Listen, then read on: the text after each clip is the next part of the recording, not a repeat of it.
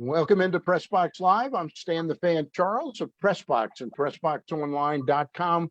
And with me is a very tired Marty Bauman, who is driven from Massachusetts down here to oversee the PR for the event that starts next week, the Maryland 5-Star event.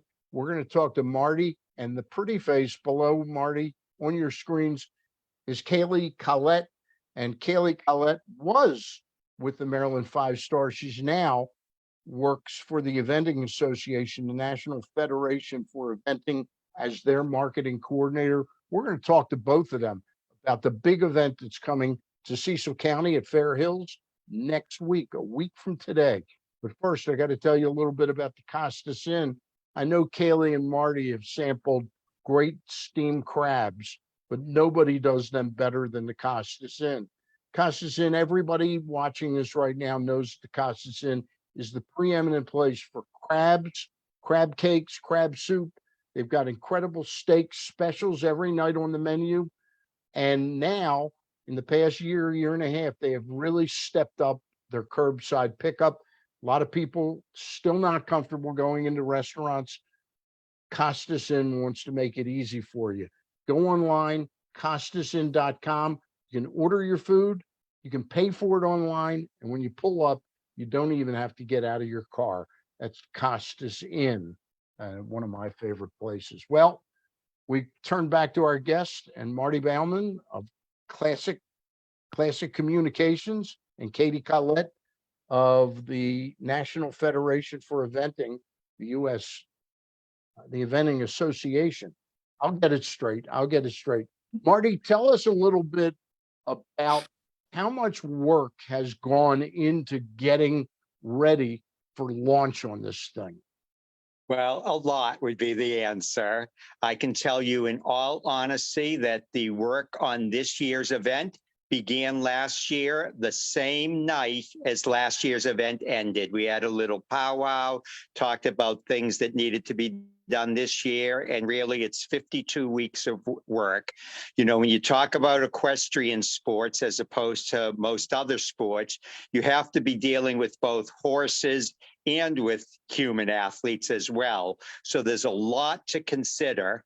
And equestrian sports, of course, when you say equestrian sports, it's like saying track, and you have the 100-yard dash and you have the mile, and they're very different. And there are now 7 equestrian sports recognized by our International Equestrian Federation. 3 of them are Olympic sports, and eventing, the one we have at the Mars Maryland 5-Star, is one of those 3 Olympic equestrian sports.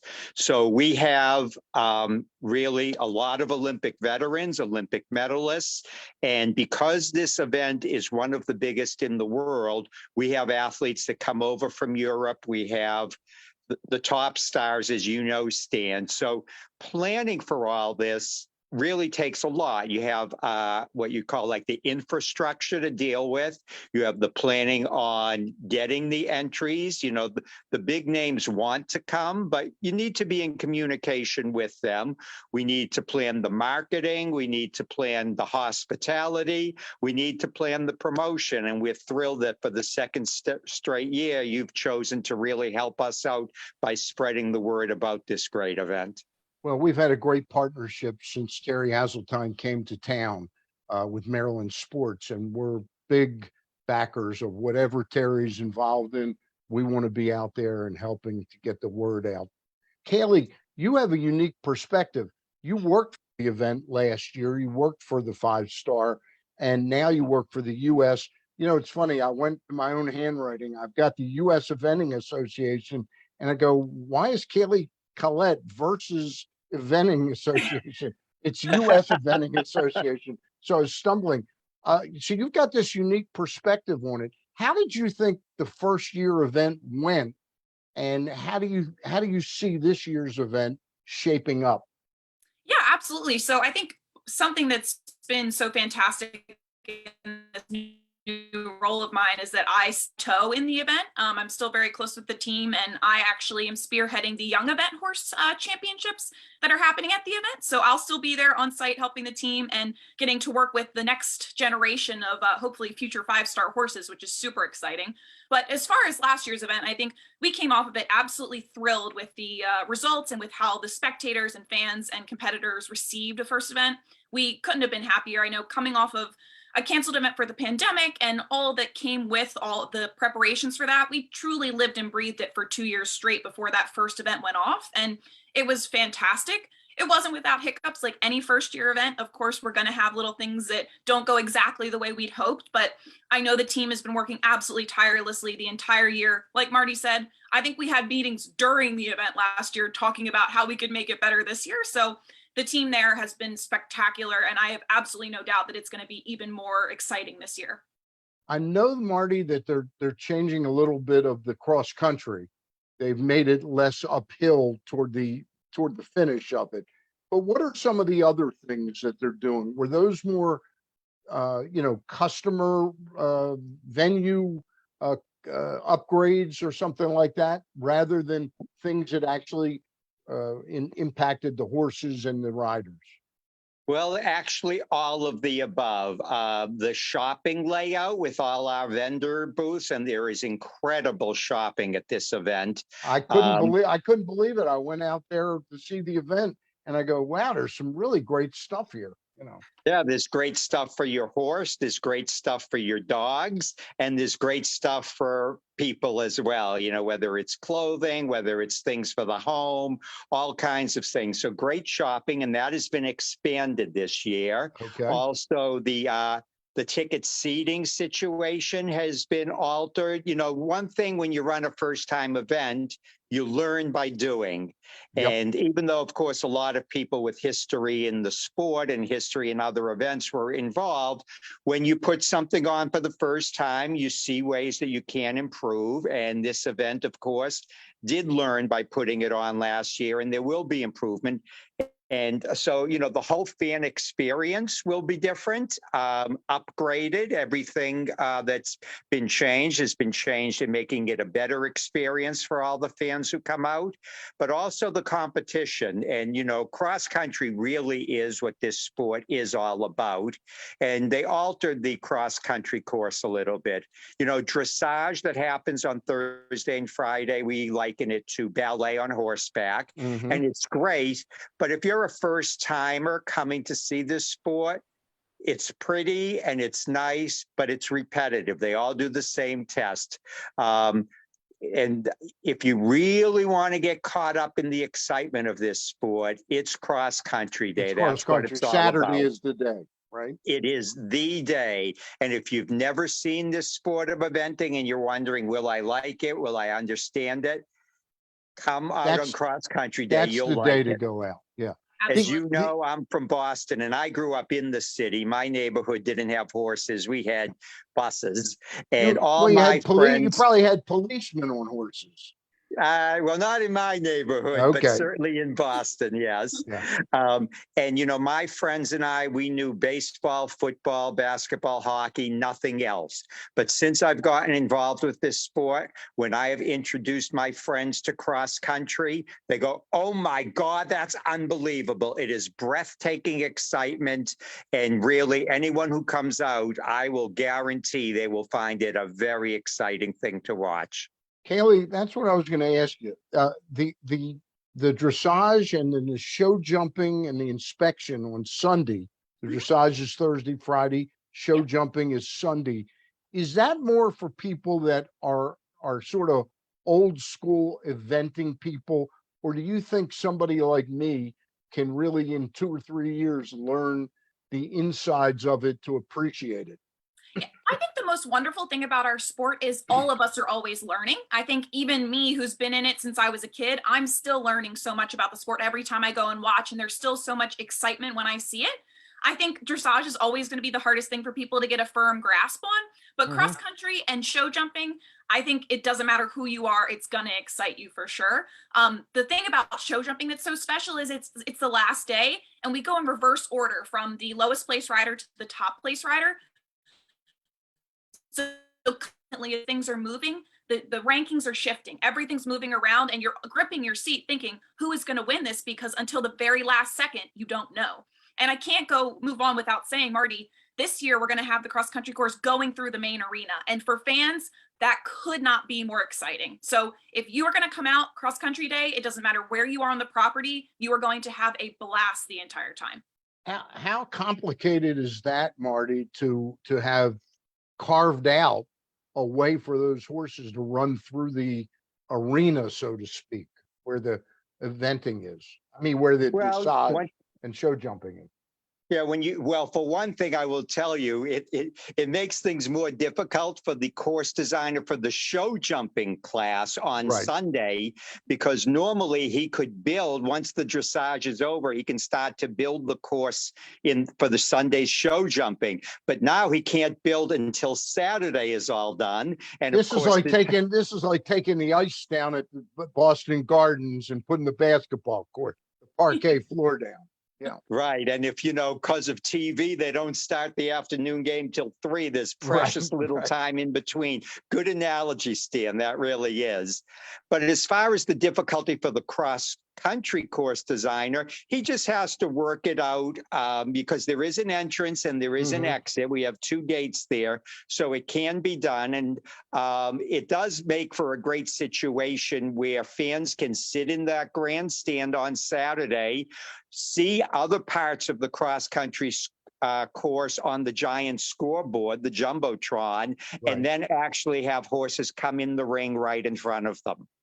And I think the coolest thing, I will just add really quick, the in and out of the infield that goes in and out of the main arena goes directly through our over 100 retail vendors that are going to be in the infield. So you can be going and shopping at whatever store that you're looking for. You're buying your dog a coat, or you're buying your wife a coat, and there's going to be horses running right past you. So the action just never stops. It doesn't matter where you are. I compared to Kaleigh, because you sound like you really, you're very well schooled in this. And you mentioned you teach younger horses and younger riders about this. When we had the big Grand Prix race in downtown Baltimore about 7 or 8 years ago, there's all this hubbub about it, and you're down there, and all of a sudden you're waiting, and they zoom by you, and then you go, okay, that was it. And then is there a place that you recommend fans for cross country day? Or is any place are you going to be able to see the big board or the horses coming by so you can follow the course? Yeah, I think honestly, there isn't a bad seat in the house, especially with that cross country course going through main arena. Personally, my absolute favorite place is going to be up in the Sawmill Water Complex. If you guys remember the iconic crab jump that jumps right into a pond of water, that's up there. I think that has the best vantage point in the entire property. That's where our Mars, our hospitality area, the Mars people will be hosting a nice hospitality area there. Our VIP hospitality is going to have a tent there. And then there's going to be plenty of standing room and bleachers for the general public to sit down and watch as well. It's one of the most difficult combinations of jumps on course, so there's lots of action going on, and you've got the beautiful view that looks out over all of Sawmill Field to see a bunch of action as well. And typically there's going to be a Jumbotron out there, one in each field, that you can see the rest of the competition too, whether you can't see it necessarily through the trees where the rest of the jumps are. I'm going to ask you a question that's going to sound dumb, but when the word Mars gets used, there used to be a grocery chain in Baltimore. They've closed about 3 or 4 years ago, called Mars. Really? You're talking, what is Mars in terms of the overall marketing of the event? Yeah, so we're talking Mars Global, Mars Incorporated, that has M&Ms and Snickers and all the delicious candies that we love, as well as their own pet care line, including a bunch of different like Nutro and Pedigree, all those great brands that we know and love.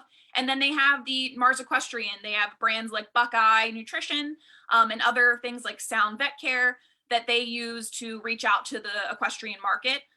And Mars Equestrian is the part of their company that's basically a philanthropic portion that the family are huge supporters of the equestrian industry, especially eventing. And Mars Equestrian supports a bunch of events throughout the world, including badminton, which is one of the other 7 5-star events over in And then other events in the US, they're a huge supporter of the industry, and they really do a lot for us. So we can't thank Mars enough for their support. All right, thank And you. Stan, I'm I gonna knew do you'd hit my that best. out of the park. Yeah, go ahead, Marty. I was just going to say, Stan, I'm going to do my best that when you come out to the event in the media center to have some M&Ms for you. Sounds good. I like peanut M&Ms. I like All peanut right, I'll M&Ms. work on the peanut All right. M&Ms. Hey, Kaleigh, I got to ask you this. What stunned me last year, I got so caught up in wanting to be conversant on the 5-star event.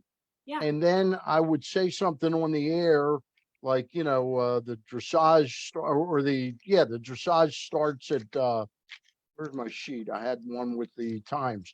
The dressage is 1 to 5 on Thursday and Friday. But then I heard that the 3-star event is going on simultaneously. Now, is that something in the eventing world that there are dual events all the time going on? Yeah, so something really unique and special about our 5-star is we actually run 4 different divisions at the event. So you'll have your pinnacle 5-star division in the afternoons. That's going to be the big showcase of the day. And then you're going to have your 3-star division, which is actually the USCF National Championship for the 3-star level. So it's the best of the best 3-star riders coming to that event. That's usually in the mornings. And then on Thursday and Friday, this is the portion that's near and dear to my heart this year with my new job, is the Young Event Horse Championships, which showcases the best 4- and 5-year-old horses on the East Coast, which hopefully in the next couple of years will be eventing at the 5-star level themselves. So it's a jam-packed weekend of fantastic sport at the highest level in the country, and you really can't go wrong anytime being there. It's interesting, Marty, because you booked me. It was Joe Meyer, right? The rider Joe from Meyer a couple Joe weeks Meyer ago. from New Zealand. And I kind of asked him about the age of the horses, thinking that you got to be kind of young and frisky for that cross country part. And he told me you really want an older horse. I don't know that people watching this really understand why that is. Both Well, of you. experience it rather than having the young, the young legs, so to speak, and the Yep. young energy. The most important thing is experience. And, something we haven't mentioned just yet, but Kaleigh actually competes in this sport. She's not at the 5-star level just yet, but she is an eventing competitor, something Okay. that I could never even dream of doing. So I'll let her jump in a moment.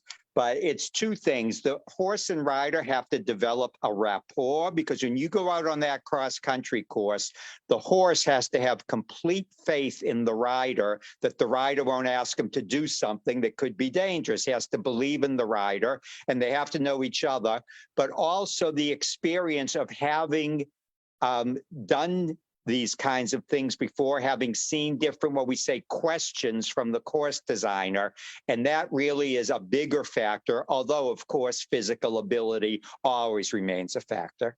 So Kaleigh, following up on Marty's answer, and want to hear your answer. So if I went to visit badminton in Great Britain, in UK, would there also be the day of their big event, the 5-star? Would there also be secondary events going on simultaneously or before, as is the case? Yeah, there are some 5-stars that run different divisions as well. I know the Land Rover Kentucky 3-day event that happens in Lexington, they just recently added a 4-star division. So they do have that. And then the events in the UK do the Young Horse Championships as well in different fashions, either different days or different portions. But I think what makes the Maryland 5-star special is that we have all 4 of these divisions running the exact same time. It makes it so there's really never a dull point. There's never a time when there's downtime, because there's always competition going. And that, I think, is really special for people that are walking around the grounds. They think maybe it's a lunch break for the 5-star. Well, hey, let's go walk over and let's see what the young event horses are doing, see what the next generation looks like. What time are those events going on? Yeah, so the Young Event Horse Championships are going to be on Thursday and Friday from 8 a.m. to 5 p.m. both days. They Okay. also do a dressage phase and a jumping phase, but it's tailored for the fact that they're just starting out in their career. So the really exciting thing about that this year is formerly the Young Event Horse Jumping was out in Sawmill Field, so it was a little far removed. But this year it's going to be right outside of the infield where last year's 5-star warm-up jumps were.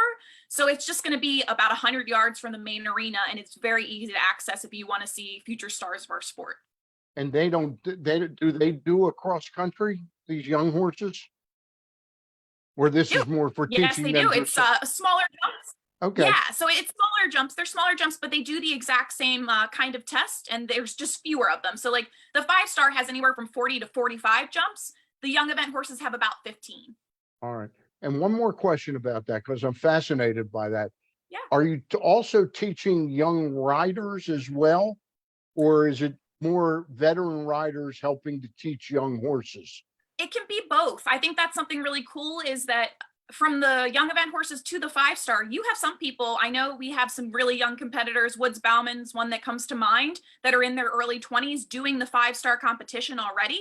And then you have young people that are training these young horses alongside veterans like Philip Dutton, who's an Olympic medalist, Boyd Martin, who is also has been on Olympic teams. It's something unique about our sport. It doesn't matter if you're male or female, you're 15 or 70, you can enjoy it and you can be competitive at different levels. You know, I went to Camp Whitethorn when I was 13 years old. I won the most improved rider over the course of the summer. Is it too late for me to try and? Never. Never too I late? don't believe that there's ever a time when it's too late to start riding. That's the beauty of our sport. All right. And you'll cover the insurance. The US Eventing Association will cover the insurance. I'll plead the fifth on that one, Stan. All right. Hey, I want to go over again the schedule real quick. It's Yeah. October 13th, a week from today. Yep. 1 to 5 is the 5-star first day of dressage. And October 14th on Friday, 1 to 5, again, the 5-star dressage.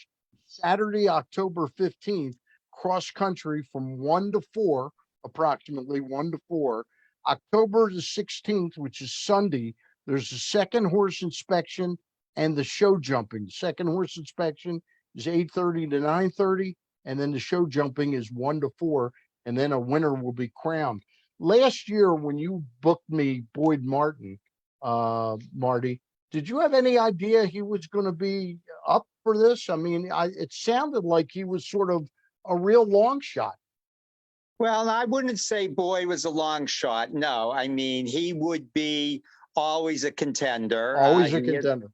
Yep, he is one of the top riders, a 3-time Olympian, and he had 2 5-star horses last year. One is since retired, but I mean, he wasn't the absolute favorite going in. I suppose Oliver Townend, ranked #1 in the world at the time, was the favorite, but I wouldn't call it a major upset or that Boyd was a long shot. We've seen Boyd do too well for too long.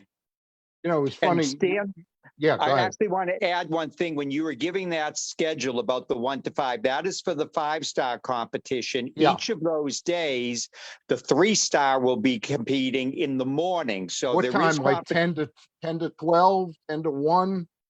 I'm thinking it 9 might to- be 8. I'm not looking at it right now. It's 8. It should be 8 to 12 because we've 8 got to a 12. jam-packed schedule for the 3-star. That's amazing. That's amazing. Do a lot of people turn out for that, Marty? They tend to filter in over the course of the morning. And Okay. one thing that should be pointed out, a lot of these top riders like Boyd Martin, last year Oliver Townend, they ride in the 3-star with horses that they're bringing along and have only Right. gotten to this 3-star level. So the chance to see the superstar riders is there when the 3-star is going on as well as the 5-star. It's a fascinating world to me. I'll tell you, interviewing Joe last week, talking about the need for precision on the dressage and how complicated it is for them to remember all the moves, yet alone control a horse to make the moves. You know, it's Yeah, just and every movement is judged, just like you see in figure skating and gymnastics. right. More figure skating, I'd say, where it's a test with a combination of required moves. And this, though, is the exact same test that each rider does in the dressage, and each one is scored. And, you think about it, the horses are in this sport because of the cross country. They like to get out there and run over this 4-mile course with 30-something jumps, and big obstacles, and to have them be so disciplined and under control for dressage, that's one of the challenges. Well, it blew me away last year, and I wasn't up as close as I wanted to be. The weather, it looked like the rain was about to come. explain, Kaleigh, explain a little bit about the weather. This goes off rain or shine, right? Unless I guess there's lightning.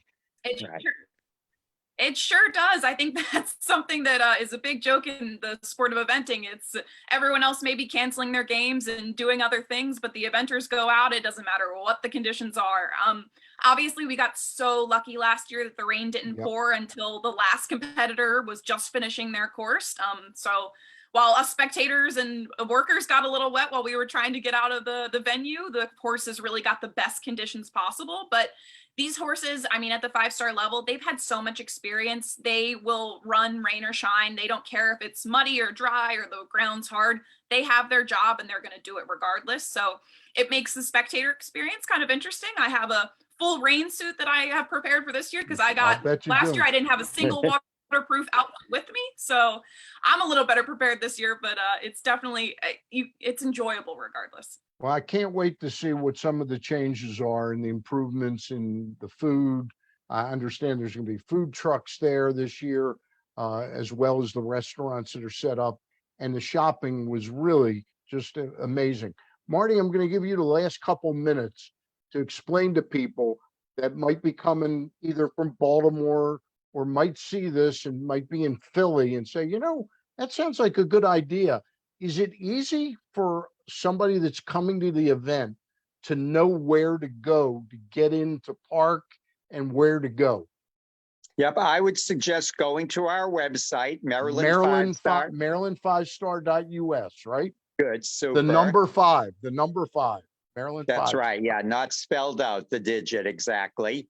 And there will be there driving directions and then also a map of the grounds, but there's only one main entrance. Yep. So that makes it easy as far as driving in on where to park. And then when you get out of your car, where to walk. It's always best to get tickets in advance, but tickets will also be available at the gate. And again, the way to get tickets is through Maryland5star.us. That's the best place to get tickets.